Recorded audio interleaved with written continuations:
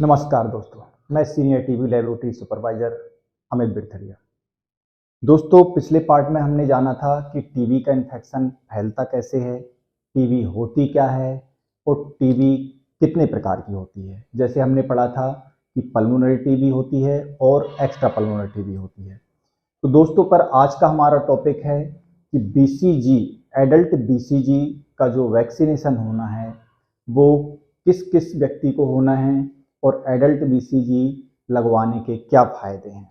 और इसके बाद हम पढ़ेंगे कि हमको क्या क्या सावधानी रखना चाहिए जिससे हमको टीबी का इन्फेक्शन ना हो। तो उससे पहले हम थोड़ा सा पहले का रिवाइज कर लेते हैं पार्ट फर्स्ट का दोस्तों, कि हमने जाना था कि टीबी का इन्फेक्शन जो होता है वो एक जो इन्फेक्टेड व्यक्ति होता है उसके खांसने, छींकने या थूकने से उसमें जो ड्रॉपलेट्स निकलते हैं और हवा के माध्यम से वो दूसरे स्वस्थ व्यक्ति में लंग्स में एंटर कर जाते हैं और एंटर करने के बाद क्या होते हैं, वो मल्टीप्लाई होते हैं। उसके बाद वहाँ पर टीबी का इन्फेक्शन स्टार्ट हो जाता है। अच्छा, अभी तो हमने जैसे पढ़ा था लेटेंट टीबी, पल्मोनरी टीबी और एक्स्ट्रा पल्मोनरी टीबी। इसमें प्राइमरी टीबी और सेकेंडरी टीबी भी होता है ना। तो थोड़ा सा हम प्राइमरी टीबी और सेकेंडरी टीबी के बारे में भी जान लें। क्यों? क्योंकि हमको टीबी के बारे में संपूर्ण जानकारी पता होगी, तभी हम टीबी से बचाव कर सकते हैं। ये नहीं है कि टीबी के बारे में हमको अगर जानकारी अधूरी है तो हम कैसे उस चीज़ के प्रिकॉशन बरतेंगे। ठीक है, तो पहले हम प्राइमरी टीबी देख लेते हैं कि प्राइमरी टीबी होती क्या है। जब भी कोई इन्फेक्टेड व्यक्ति, मान लीजिए जैसे खांसता है, छींकता है या थूकता है, तो जैसे हमने बताया तो उसके जो बैक्टीरिया होते हैं वो हवा में कई घंटों तक जीवित रहते हैं और वहाँ पर कोई स्वस्थ व्यक्ति जब भी गुजरता है या उससे बात करता है उस पर्सन से, तो उस व्यक्ति के ट्रैकिया से बैक्टीरिया लंग्स में एंटर कर जाता है। ठीक है, ये सपोज मान लीजिए लंग्स में एंटर कर गया। लंग्स में एंटर करने के बाद अब क्या होगा, हमारा जो इम्यून सिस्टम होता है फौरन से इम्यून सेल्स भेजता है जिसे हम मैक्रोफेजेस सेल कहते हैं। क्या कहते हैं? Macrophages cell.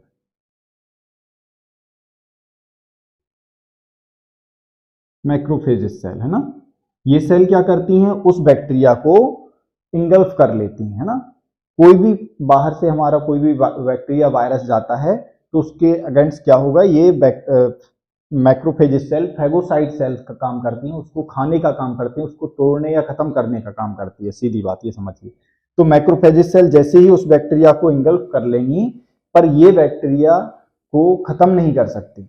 तो इसलिए क्या होगा कि वो बैक्टीरिया, मान लीजिए मैक्रोफेजेस सेल है, इधर पे बैक्टीरिया आ गया है ना, एंटर कर गया। अब ये बैक्टीरिया को खत्म नहीं कर पा रही हैं, पर इन्होंने, इस सेल ने क्या किया, इसको कवर करके रख लिया है। अब क्या हो रहा है कि ये बैक्टीरिया मल्टीप्लाई होने से रुक गया और जैसे ही मल्टीप्लाई नहीं होगा तो ये किसी प्रकार के सिम्टम्स पैदा नहीं करेगा, है ना।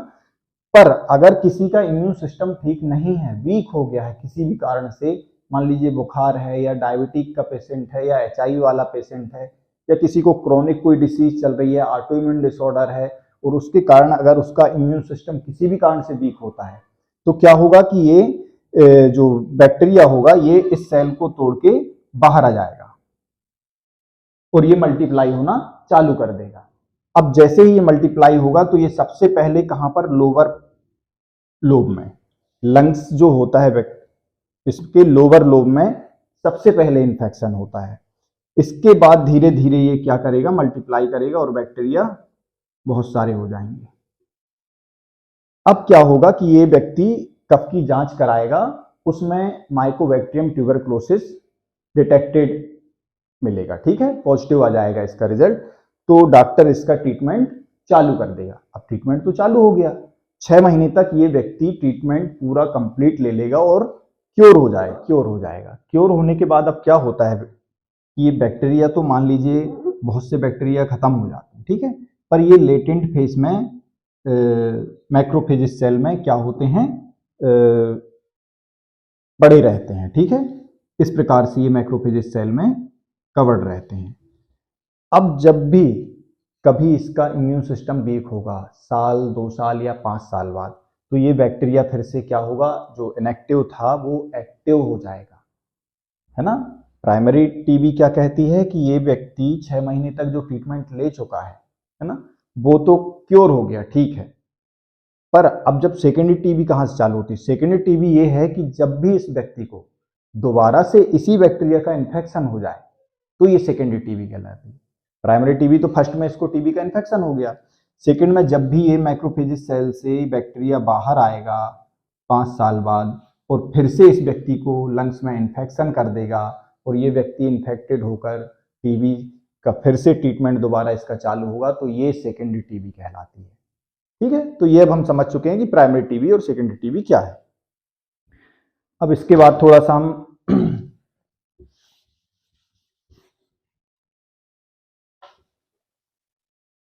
ये तो अब हमने समझ लिया दोस्तों कि इन्फेक्शन टीबी का कैसे फैलता है। अब एडल्ट बीसीजी वैक्सीनेशन के बारे में समझ लेते हैं कि एडल्ट बीसीजी किस किस को लगना है और ये होता क्या है ना।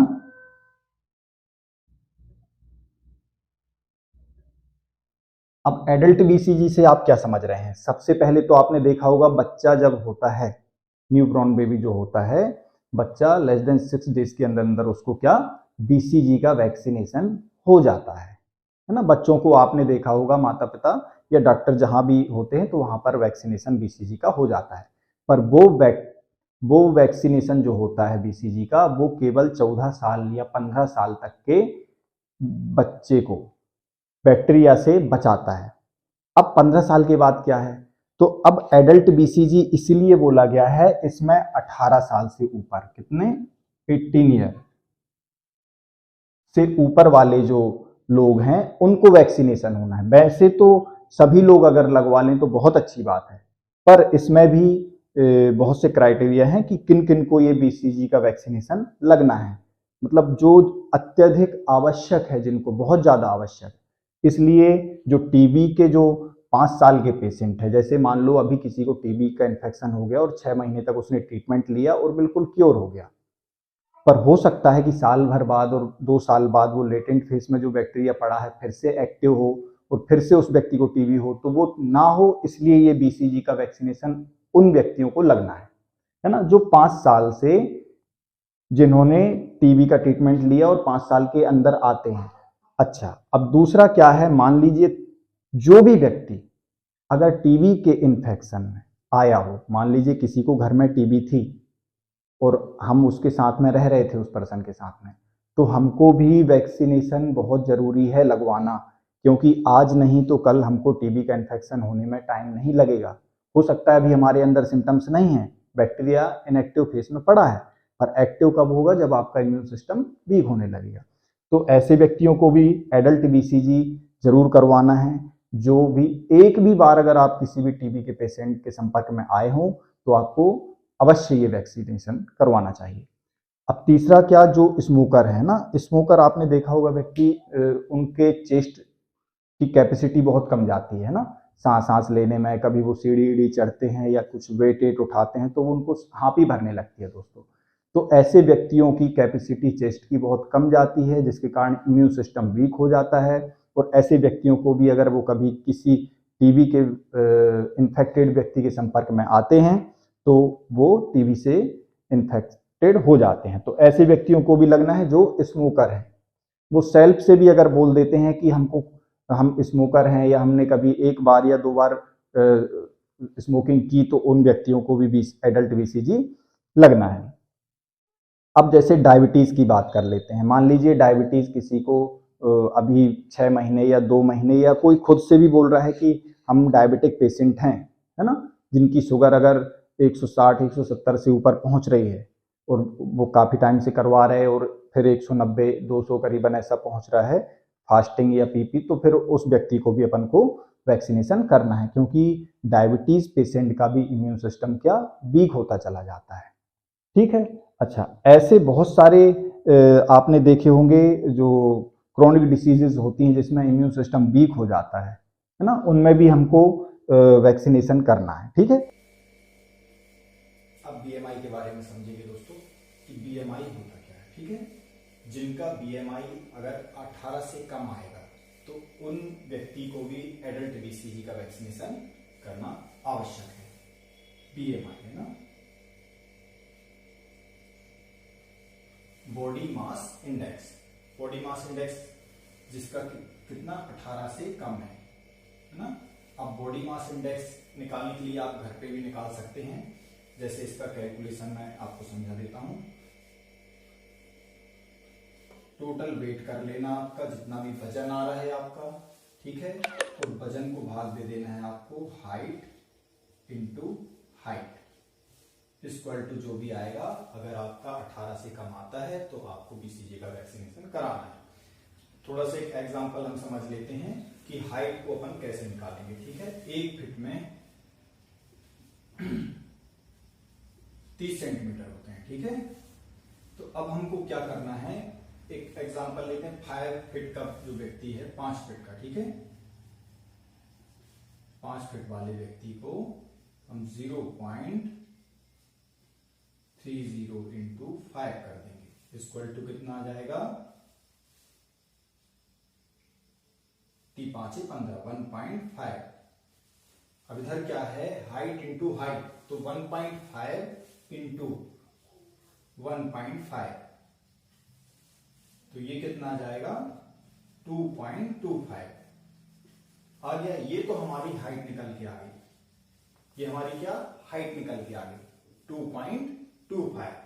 अब हमको क्या करना है, मान लीजिए वजन इसका 60 kg है, तो हम यहां पर 60/2.25 कर देंगे। इसको आप कैलकुलेट करेंगे तो आपका आ जाएगा 26.6।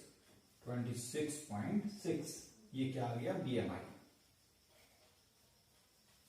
तो ये बीएमआई तो 18 से ज्यादा है, तो ये व्यक्ति बीएमआई जो 18 से कम होगा उनको बीसीजी लगना है, पर ये 26.6 है तो ये इसको नहीं लगेगा। अब एक व्यक्ति का और देख लेते हैं जिसका कम हो 18 से, तो हम इसी का सीधा सीधा वजन कम कर देते हैं, 40 वजन, और हाइट इसका सेम 2.25 5 फीट है। ये हमने क्या 5 फीट का निकाला, एक एग्जाम्पल है ये, ठीक है, क्या है एग्जाम्पल दे रहे हैं। अगर 4 फीट का होगा तो आपको फिर उसमें इंटू कर लेना है, 3 चौके 12 है ना, 1.2 आ जाएगा इधर पे जहां 1.5 है। अगर 6 फीट का है तो 6 3 18 1.8 आ जाएगा इधर, इधर भी 1.8 आ जाएगा। उस हिसाब से आपको कैलकुलेट करना है। अब ये हम देख लेते हैं कि 40 किसी का वजन है और हाइट इसकी सेम है, तो इसका कितना आ जाएगा, आप इसको कैलकुलेट करेंगे तो 17.7 बीएमआई, ठीक है। तो ये देखिए आप 18 से कम आ गया है ना। तो जब 18 से कम आ गया तो अब हम इसका एडल्ट बीसीजी का डोज इसको लगवाने के लिए बोलेंगे। अच्छा, इसमें क्या होगा कि इसका जो इम्यून सिस्टम होता है दोस्तों, तो इसमें कम होता चला जाता है, और इम्यून सिस्टम के वीक होने से ही हमको पूरी बीमारी होती है। मान लीजिए आपके घर में टीबी का पेशेंट है, ठीक है, तो उसको सबसे पहले आपको क्या करना है कि ऐसे बंद कमरे में नहीं रखना है कि आपने उसकी खिड़की सब बंद कर दी, दरवाजे बंद कर दिए, उसको वहीं पर खाना दे रहे हो, वहीं पर सब। तो इस प्रकार से क्या होगा, आप जब भी दरवाजा खोलेंगे और उसको खाना देने जाएंगे तो वो बैक्टीरिया आपके अंदर एंटर कर जाएगा। इसलिए खिड़की वगैरह दरवाजे वगैरह खुले छोड़ना है। उसके लिए एक रूम अलग से रख सकते हैं आप, ताकि खिड़की उधर से हवा का आवागमन रहे, ताकि वो व्यक्ति अगर खांस रहा है, छींक रहा है, तो वो बैक्टीरिया जो है बाहर हवा के माध्यम से इधर उधर चला जाए, ठीक है।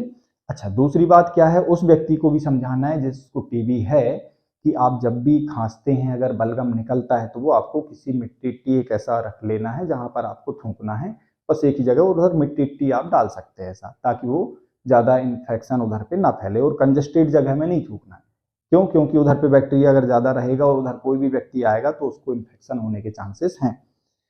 तीसरी चीज क्या है कि जब भी अगर आपका टीबी का ट्रीटमेंट चालू होता है तो आपको 2 महीने तक तो थोड़ा सा सावधानी रखना है कि आप कहीं ज्यादा शादी पार्टी में या कहीं अपने फ्रेंड सर्कल में ना घूमें, क्योंकि आईपी जो डोज आपका डॉक्टर ट्रीटमेंट चालू करता है दोस्तों, तो इस आईपी में आपको 4 एंटीबायोटिक चालू हो जाती हैं। वो एंटीबायोटिक आपको जो इन्फेक्शन है उसको खत्म करने में कम से कम 1.5 से 2 महीने लग जाते हैं। तो आप सावधानी बरतें कि आप 1.5 से 2 महीने तक आप ज़्यादा घर से बाहर ना जाएं, ठीक है। अगर आप नहीं जाएंगे तो आपके दोस्तों को भी नहीं होगा, आपके रिश्तेदारों को भी नहीं होगा, और आप भी सेफ रहेंगे। तीसरी चीज, अगर आपको अति आवश्यक है जाना, है ना, जिनको टीबी का इन्फेक्शन है, बहुत ही जरूरी है, तो आप मास्क लगा के जाएं, थोड़ा सा डिस्टेंस में रहें सब लोगों से, ठीक है, क्योंकि आपका इम्यून सिस्टम बहुत वीक है, आपको दूसरी बीमारी होने में टाइम नहीं लगेगा। एक तो आपके अंदर माइकोबैक्टीरियम ट्यूबरकुलोसिस का इन्फेक्शन हो ही गया, दूसरी बीमारी पहुंचने में आपको टाइम नहीं लगेगा। तीसरी चीज, अगर आप इन्फेक्टेड नहीं होना चाहते तो भी आपको ये जो मैंने सावधानियां बताई, तो आपको डिस्टेंस बना के रखना है। हो सकता है जब भी आप खाना खाएं कभी भी तो हैंड वॉश अच्छे से करें, अपने घर में आते हैं तो आप अपने हैंड वॉश करके मुंह हाथ धो के उसके बाद आप अपना भोजन करें। सावधानी में एक चीज और ऐड करना है दोस्तों, यदि आपको जो हमने फर्स्ट पार्ट में बताया था उसमें से किसी भी प्रकार के एक भी लक्षण अगर आपको आते हैं, जैसे 2 हफ्ते से अधिक खांसी या फिर चेस्ट में दर्द या बलगम आना, बलगम के साथ ब्लड आना, इस प्रकार के किसी भी प्रकार के अगर सिम्टम्स आते हैं तो आपको नज़दीकी स्वास्थ्य केंद्र जाकर अपनी जांच अवश्य करानी है। अच्छा, अब आपका इम्यून सिस्टम मोस्ट इंपॉर्टेंट है दोस्तों। यदि आपका इम्यून सिस्टम वीक रहेगा तो ही आपको ये इन्फेक्शन होगा। तो इम्यून सिस्टम को लेके हम क्या कर सकते हैं कि हमको नित्य प्रतिदिन योग जरूर करना चाहिए, है ना, और योग के साथ हमको अच्छी डाइट लेना चाहिए, प्रोटीन अच्छा लेना चाहिए जिससे हमारा इम्यून सिस्टम वीक ना हो। तो अभी हमने जाना कि टीबी का इन्फेक्शन कैसे फैलता है और हम उससे कैसे प्रिवेंशन में रहें, और एडल्ट बीसीजी क्या होता है, और प्राइमरी और सेकेंडरी टीबी के बारे में भी जाना, है ना।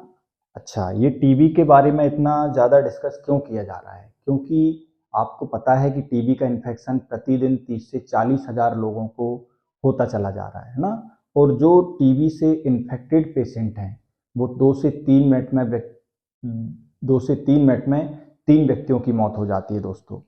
एक बात चाणक्य जी की बहुत अच्छी याद आती है मुझे कि उन्होंने बोला था कि एक तो शत्रु और कर्ज और बीमारी, इन तीनों चीज़ों से जितने जल्दी हो सके आप मुक्त हो जाइए, नहीं तो आपको ये ले डूबेंगे। जैसे शत्रु होता है उससे जितने जल्दी कंप्रोमाइज़ हो जाए उतना अच्छा है।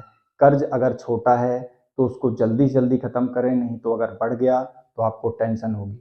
ऐसे ही बीमारी है दोस्तों, यदि समय रहते इसका इलाज हो गया तो अच्छी बात है, नहीं तो आपकी ये जान भी ले सकती है, क्योंकि बैक्टीरिया का इन्फेक्शन या वायरस का इन्फेक्शन बढ़ने में देरी नहीं लगती। इसलिए अगर आपको किसी भी प्रकार के सिम्टम्स आते हैं तो आप अपने नज़दीकी स्वास्थ्य केंद्र जाकर अपनी जांच अवश्य कराएं।